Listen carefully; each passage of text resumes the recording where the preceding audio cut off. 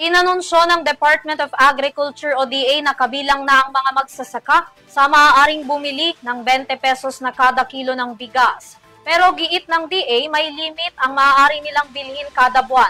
Narito ang detalye sa aking report. Isinama na rin ng Department of Agriculture o DA sa mga makakabili ng 20 bigas kada kilo ang mga magsasaka ng bansa na nakalista sa Registry System for Basic Sectors in Agriculture o RSBSA simula sa August 13. Sa mga warehouse ng National Food Authority o NFA, makakabili ang mga ito ng 20 bigas kung saan itatayo ang Kadiwa FTI booths. Ayon kay Agriculture Secretary Francisco Chu Laurel Jr., 10 kilo kada buwan ang maaari nilang bilhin. Gayunpaman, nasa plano na raw ng DA na pahintulutang makabili ang mga magsasaka ng hanggang 50 kilo kung nanaisin ng mga ito nang sa gayon ay hanggang December na ang supply nila ng bigas.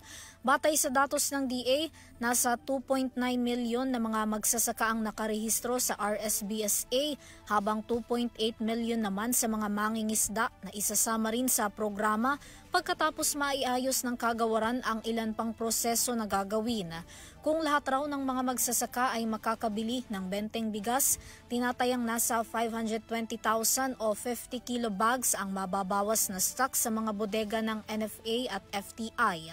Sa kasalukuyan, limitado pa rin ang makakabili ng 20 bigas na para lamang sa mga senior citizen, PWDs, solo parents, 4-piece beneficiaries, minimum wage earners, ngunit depende sa kanilang kumpanya, mga benepisyaryo ng walang gutom program ng DSWD at ngayon sa mga magsasaka.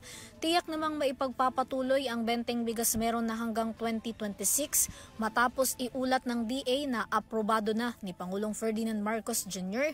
ang 18 billion pesos na karagdagang pondo para sa programa sa susunod na taon.